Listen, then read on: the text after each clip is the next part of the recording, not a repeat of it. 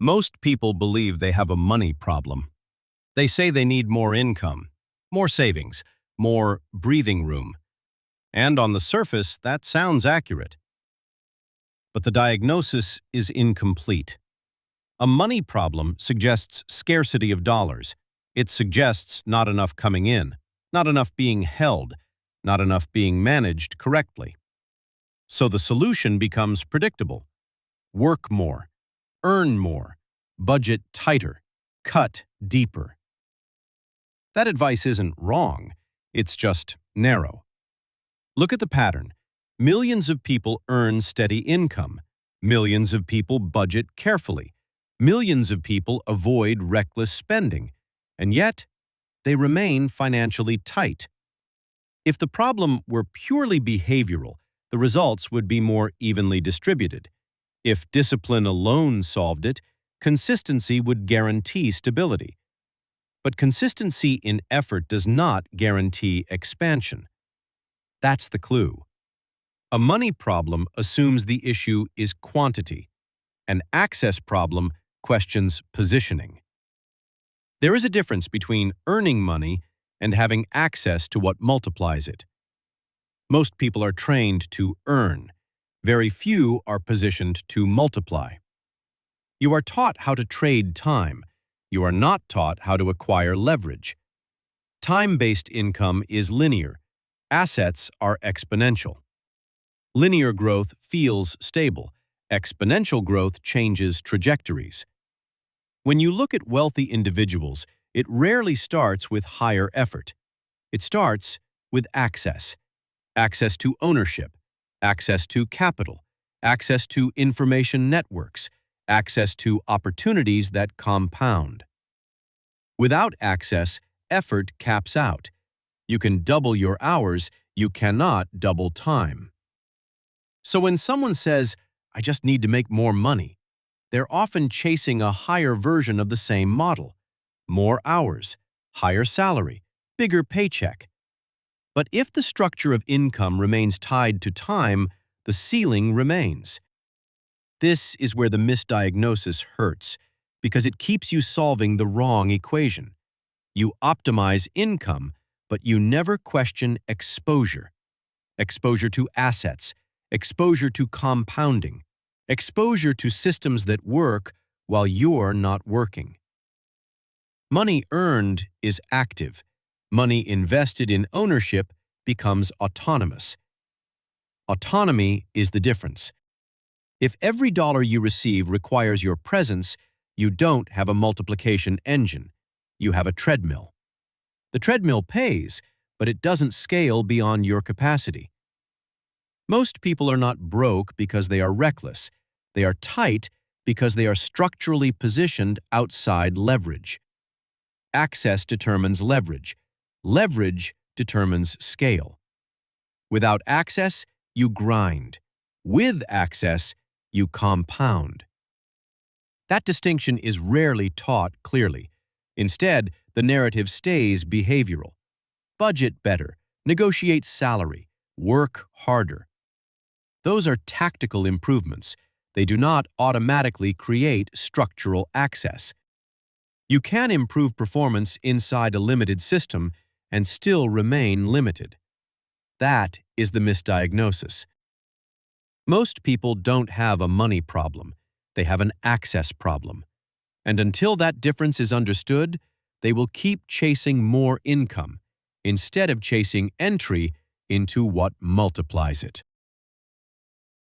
Income and access are not the same thing. They look similar at first. Both involve money. Both involve opportunity. Both influence lifestyle. But structurally, they function very differently. Income is what you earn. Access is what you're allowed to participate in. Income is transactional. You provide value, you receive compensation. Access is positional. You are inside certain rooms, or you are not. Think about the difference. If you earn $80,000 a year, you have income. But if you don't have access to ownership, equity, assets, scalable systems, your income remains active.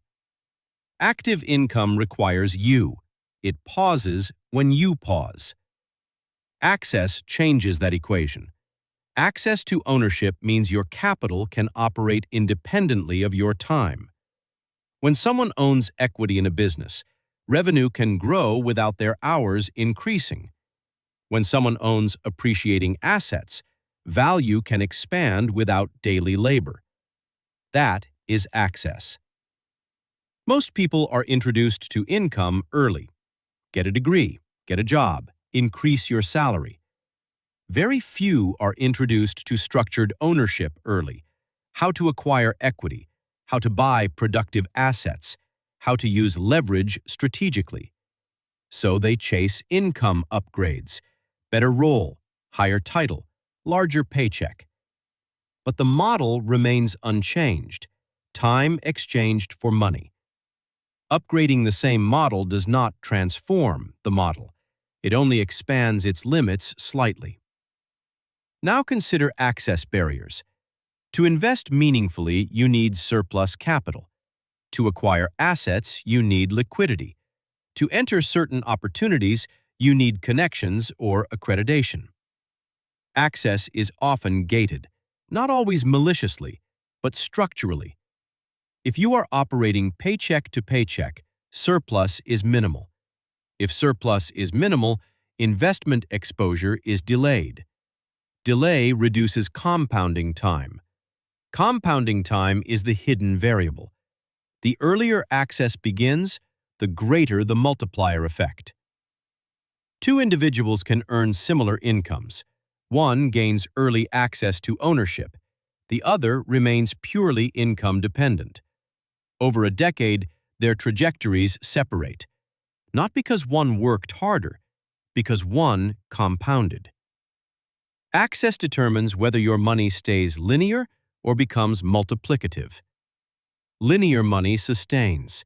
Multiplicative money expands. Most people optimize sustainability. Very few prioritize expansion. Not because they lack intelligence, but because expansion requires access first, and access often requires initial capital, mentorship, or proximity to networks. Proximity matters. Information flows differently inside ownership circles. Opportunities circulate differently. If you are not in those circles, you are not exposed to those flows. That is not personal failure. It is positioning. Income gives you movement. Access gives you leverage. Movement keeps you active. Leverage changes scale. If your strategy is built entirely around increasing income, you are strengthening the engine you sit inside. If your strategy shifts toward acquiring access, you are changing engines. That difference is structural. Most people don't need more hustle. They need exposure to what multiplies effort. And exposure begins with recognizing that income is not the finish line. It's the entry point. Without access, income keeps you afloat. With access, income becomes fuel. That's the distinction. Access sounds simple in theory.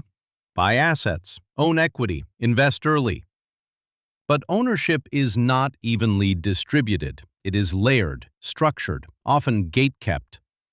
Not always by intention, but by design. To own meaningful assets, you need capital. To accumulate capital, you need surplus. To generate surplus, you need margin. Most people are operating with thin margin. Housing absorbs a large percentage of income. Healthcare absorbs unpredictably. Taxes are extracted immediately. What remains is often consumed by stability, not expansion. So ownership is delayed. Delay is expensive. Compounding rewards time more than intensity. The earlier capital is deployed, the more it multiplies. If ownership starts at 25 instead of 40, the outcome shifts dramatically. But early ownership often requires advantages: family capital, financial literacy exposure, proximity to investors, access to credit at favorable terms.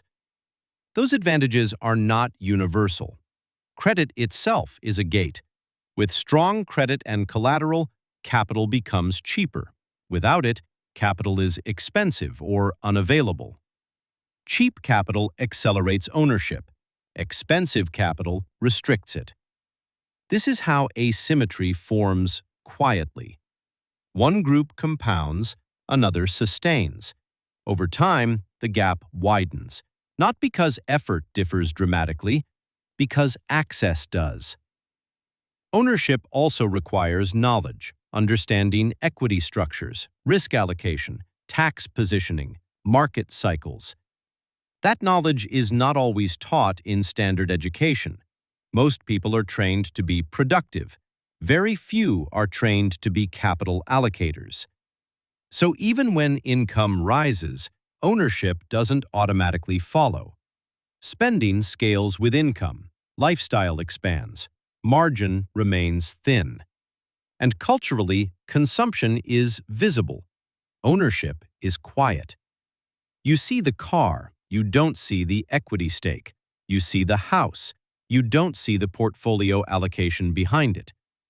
So aspiration becomes lifestyle-driven, not leverage-driven. That keeps demand high, but ownership concentrated.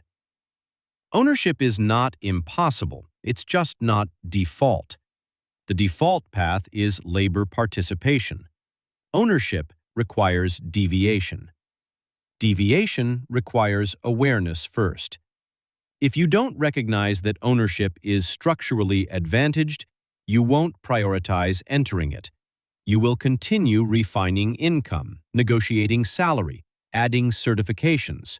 All valuable, but still linear. Meanwhile, those with access deploy capital into appreciating systems, businesses, real estate, equities, private investments. These systems generate returns beyond hourly input. That is the compounding divide. Ownership scales because it detaches reward from time, and time is your most limited resource.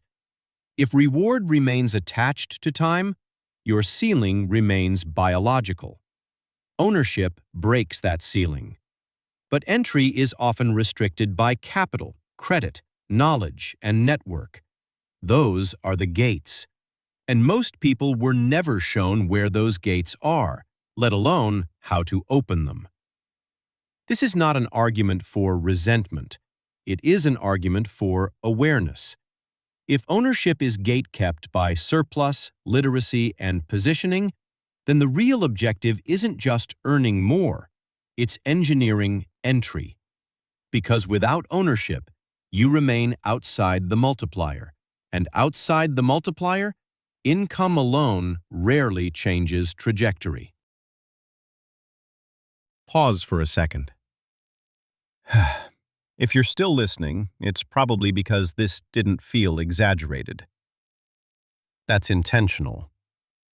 If this way of thinking matters to you, like the video, subscribe. We'll keep going deeper.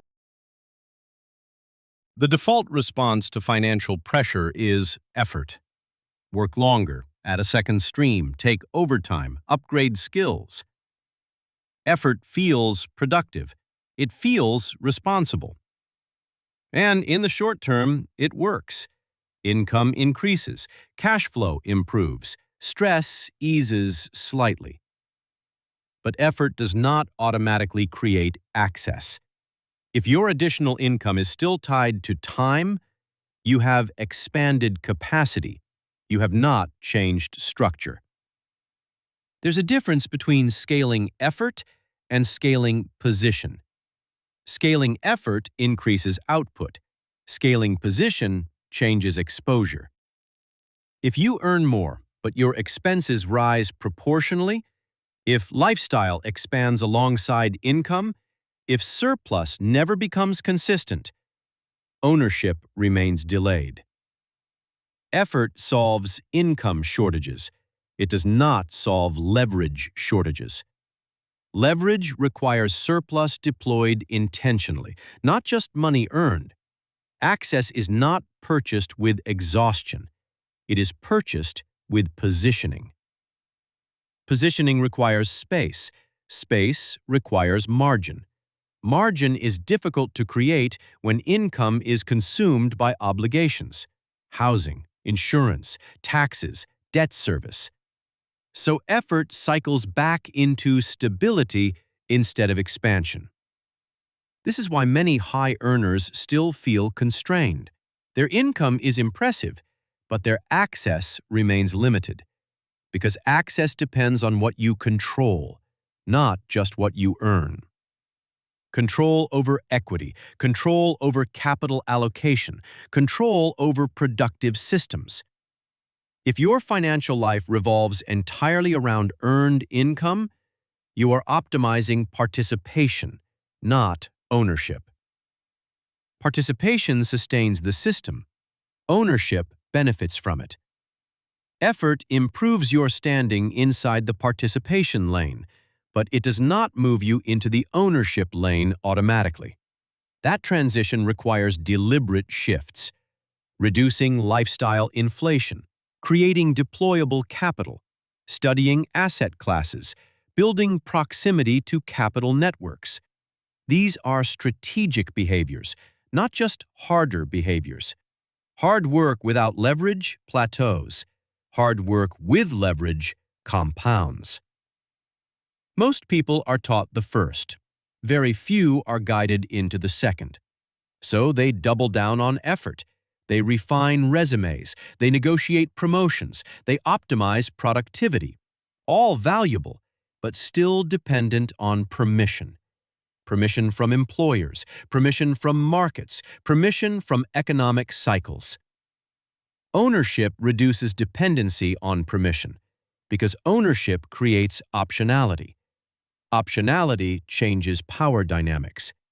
If you can walk away, you negotiate differently. If income continues without your hours, you decide differently. That is access. Effort strengthens the engine you sit inside. Access lets you own part of the engine. One increases speed, the other increases control. Without control, speed has limits. You can run faster on a treadmill. You are still on a treadmill. Access is stepping off, not quitting work overnight, not rejecting effort, but redirecting surplus toward ownership instead of expansion of lifestyle. That redirection is subtle, but it changes trajectory over time. Most people are not lacking effort. They are lacking access to leverage. And no amount of exhaustion alone will open a gate that requires positioning. If most people don't have a money problem, they have an access problem. Then the objective changes. The goal is no longer just earning more, it's entering what multiplies. That shift sounds small. It isn't. When income is the primary target, you measure progress in salary, raises, bonuses, monthly totals. When access becomes the target, you measure progress differently. Equity percentage, asset exposure, ownership stakes, control over capital. The scoreboard changes. You stop asking, how do I increase my paycheck? You start asking, how do I increase my leverage? Leverage is what detaches growth from time. It allows money to operate without your constant presence. And once that begins, pressure changes. Not instantly, not dramatically, but directionally. Even small ownership shifts trajectory. A single appreciating asset, a minority equity stake, consistent capital deployed into compounding systems. The amounts may start modest. The effect over time is not. Because compounding is indifferent to emotion. It rewards duration and exposure. This is why access matters more than income alone. Income funds life. Access funds scale. And scale changes power. power to negotiate, power to step away, power to choose differently. That is the real game, not lifestyle expansion, not visible upgrades. Positioning. Most people are trained to play the income game. Few are taught the access game. The income game keeps you active. The access game builds autonomy. Once you see that distinction, you stop obsessing over short-term increases. You start engineering entry into leverage. That might mean living slightly below your capacity. That might mean delaying upgrades. That might mean studying structures instead of chasing trends. It is quieter, less visible, but structurally stronger. When you gain access to ownership, money stops being something you constantly chase. It becomes something you position. And positioning compounds. You don't need to win overnight. You need to enter the multiplier. That is the difference between surviving inside the system and participating in what scales within it. If this reframed how you think about money, subscribe to stay inside conversations about leverage and positioning. Like this if it helped separate income from access. This channel isn't here to motivate you. It's here to clarify the structure. And once the structure is clear, you stop chasing more money and start pursuing entry into what multiplies it.